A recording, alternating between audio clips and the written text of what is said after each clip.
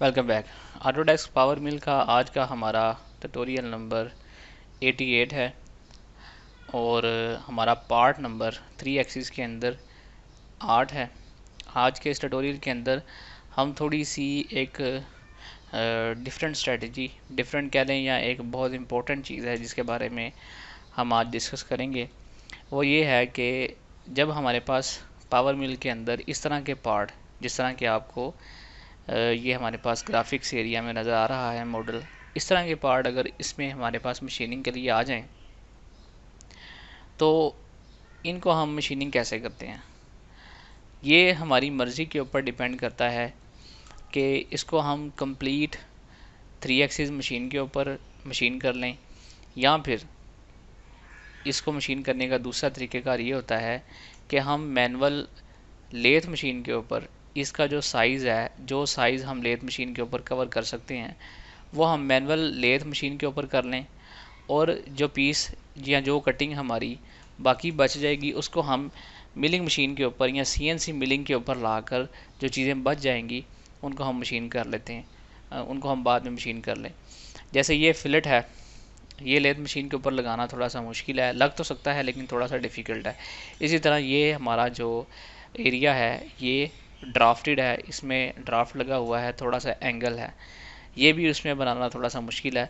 फिर उसके बाद ये एक रेडियस है, ये एक रेडियस नीचे लगा हुआ है, ये हमारा जो फेस है ये भी किसी एक स्पेसिफिक एंगल के ऊपर है। ये जो एरिया है स्पेसिफिक जो मैंने सेलेक्ट किया है, इस एरिए को लेथ मशीन के ऊपर बनाना थोड़ा सा मुश्किल होता है, तो हम इस तरह का एरिया मिलिंग मशीन के ऊपर कर लेते हैं।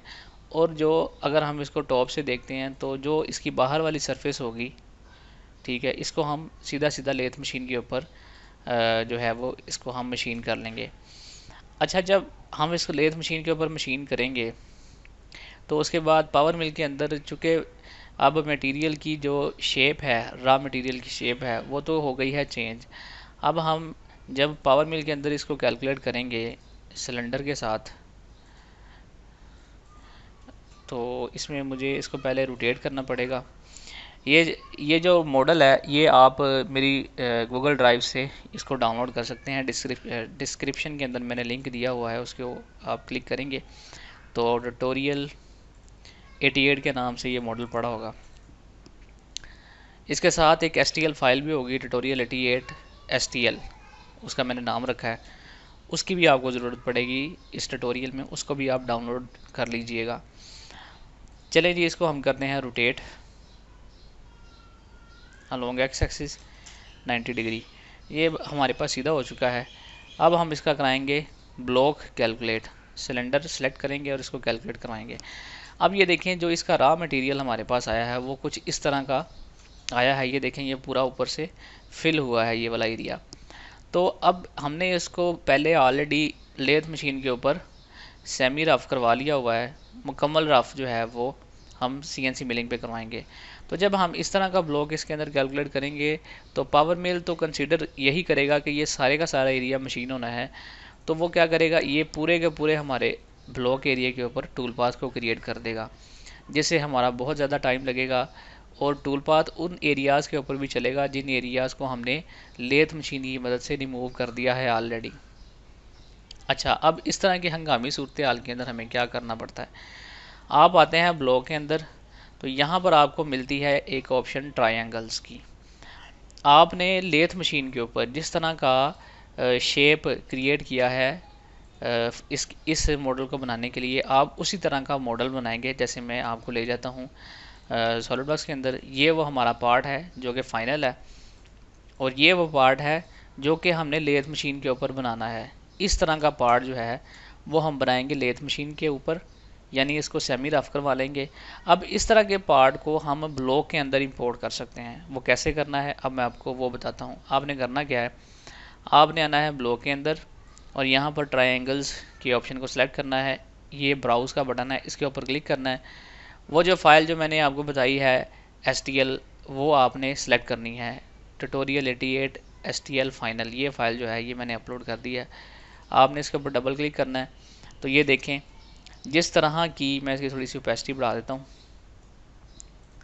जिस तरह का जो आपका लेथ मशीन के ऊपर एक मॉडल बन गया था या एक शेप बन गई थी हमारे वर्कपीस की, उस तरह का आपका ब्लॉक बन गया। अब आपको इसका फ़ायदा ये होगा कि अब आपको सारे के सारे जो आपका ब्लॉक है पावर मिल की मदद से आपको पूरे ब्लॉक के ऊपर मशीनिंग नहीं करवानी पड़ेगी, जस्ट उन्हीं स्पेसिफिक एरियाज़ के ऊपर मशीनिंग होगी जिनको आपने छोड़ दिया था सीएनसी मिलिंग के ऊपर कंप्लीट करने के लिए। ठीक है, यानी सीएनसी लेथ से जो आपने मॉडल बनाया आपने ब्लॉक की मदद से उसको इंपोर्ट कर लिया पावर मिल के अंदर, एक्सेप्ट करेंगे। अब हम आएंगे अपनी टूल सिलेक्शन के अंदर। सबसे पहले डेटाबेस के अंदर आएंगे और यहाँ से मैं सिलेक्ट करूँगा एनमिलेट, जिसकी मदद से मैं इसकी रफिंग जो है जो बाकी बच चुकी है वो करवाऊँगा। उसके बाद मुझे आना है टूल पाथ्स के अंदर, 3D area clearance, model area clearance, okay.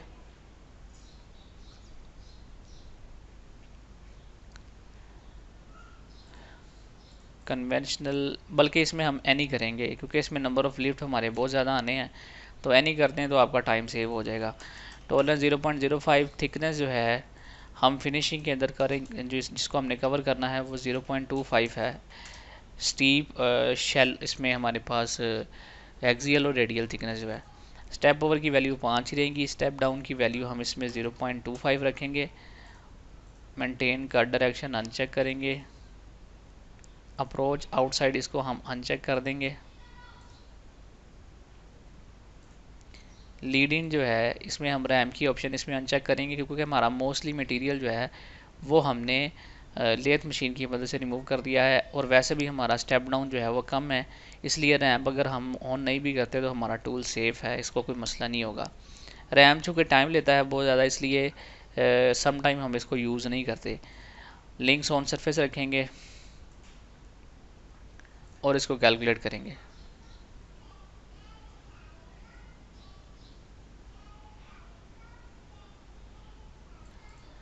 ले जी, हमारा रफिंग का टूल पाथ कंप्लीट हो गया है, कैलकुलेशन इसकी कंप्लीट हो गई। अब आप ये देखें कि उसने सिर्फ स्पेसिफिक उसी एरिया को टारगेट किया है जहाँ पर हमने अपने ब्लॉक को क्रिएट किया है, उसके अलावा उसने कोई भी एरिया जो है वहाँ पर एक्स्ट्रा टूल जो है वो नहीं बनाया। हाँ, नंबर ऑफ़ लिफ्ट ज़्यादा हो गए हैं, इसमें अक्सर ऐसा होता है, इसमें अक्सर ऐसा होता है कि नंबर ऑफ़ लिफ्ट जो है वो बढ़ जाते हैं, लेकिन आपका टाइम जो है वो सेफ़ होगा और आपके टूल की लाइफ भी बचेगी।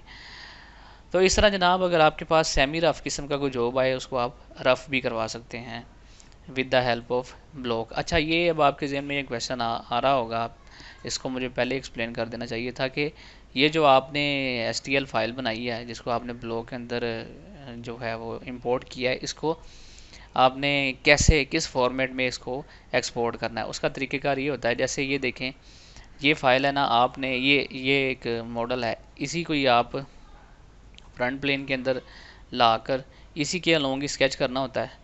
स्केच करने के बाद जब आपका मॉडल स्केच हो जाए तो आपने उस मॉडल को स्केच करके सेव एज STL फाइल कर लेना है। पावर शेप के अंदर भी अगर आप बनाते हैं तो उसके अंदर भी STL फाइल की ऑप्शन होती है, यानी जो रॉ मटेरियल आपने लेथ मशीन के अंदर बनाया है उसको आप डायमेंशन लेके ड्रा करेंगे सॉलिड वर्क्स या पावर शेप के अंदर और उसको एक्सपोर्ट करेंगे एज ए STL और उसको यूज़ कर लेंगे अपने ब्लॉक के अंदर कैलकुलेशन के लिए।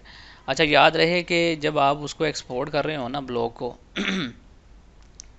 उसकी ओरिएंटेशन का बड़ा ख्याल रखना पड़ेगा।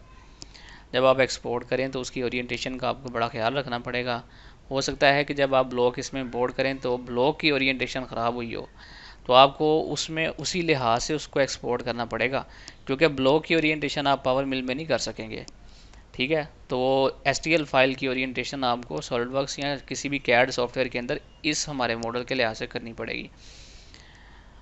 अच्छा जी, इसमें हमारा जो जी लेवल है वो बेस है।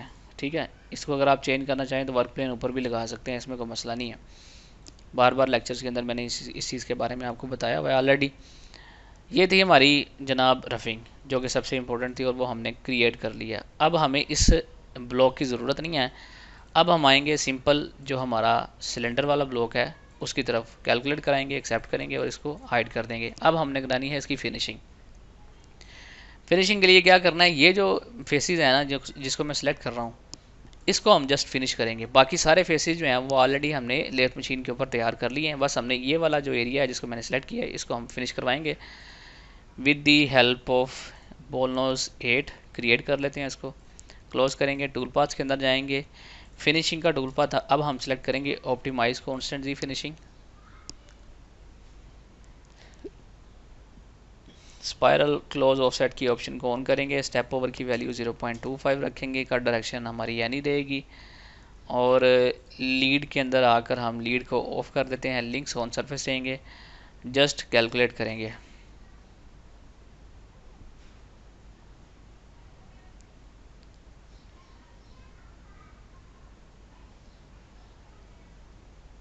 अच्छा, ये इसका एक नुकसान हुआ है, वो ये हुआ है कि इसने सारे के सारे हमारे जॉब के ऊपर टूल पाथ क्रिएट कर दिया है। उसकी वजह ये है कि मैंने बाउंड्री क्रिएट नहीं की थी, तो पहले मुझे बाउंड्री क्रिएट करनी चाहिए थी। फिर से सरफेसेस को हम करेंगे सिलेक्ट, और बाउंड्रीज़ के अंदर आकर हम सिलेक्ट करेंगे कॉन्टैक्ट पॉइंट बाउंड्री, मॉडल के ऊपर क्लिक करेंगे, एक्सेप्ट कर लेंगे। इसी तरह इस एरिया के ऊपर भी हम एक बाउंड्री अभी से बना लेते हैं, बाद में हम इन दोनों एरियाज़ को contact point boundary create except. अब ये हमारे पास दो बाउंड्रीज बन चुकी हैं।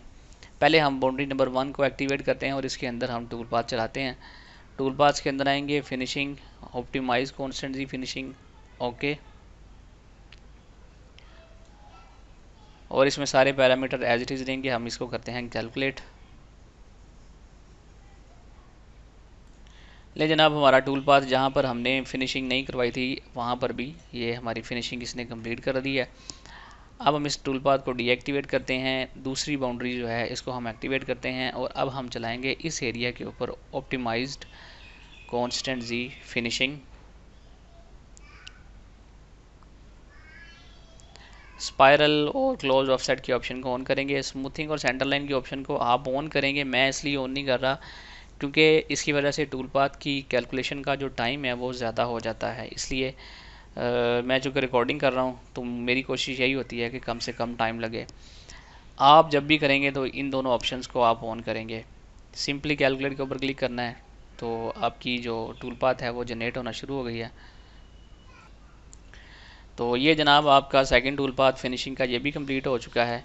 अब सिर्फ ये वाला एरिया या ये वाला रेडियस रह गया है, इसको भी सिलेक्ट कर लेते हैं, और इसके लॉन्ग भी एक बाउंड्री हम क्रिएट करेंगे, कॉन्टैक्ट पॉइंट बाउंड्री, मॉडल के ऊपर क्लिक करेंगे। ये हमारी बाउंड्री क्रिएट हो चुकी है। इसको बनाने से पहले हमें ब्लॉक को थोड़ा सा एक्सटेंड करना पड़ेगा। ब्लॉक के अंदर आएंगे और इसके अंदर हम 10 मिलीमीटर की एक्सपेंशन कर देंगे, कैलकुलेट करेंगे, एक्सेप्ट करेंगे। तो ये इसमें हमारा ब्लॉक एक्सटेंड हो चुका है। अब टूल पास के अंदर आएंगे, बाउंड्री हम ऑलरेडी प्लेस कर चुके हैं, optimise constant Z, okay, calculate करेंगे इसको।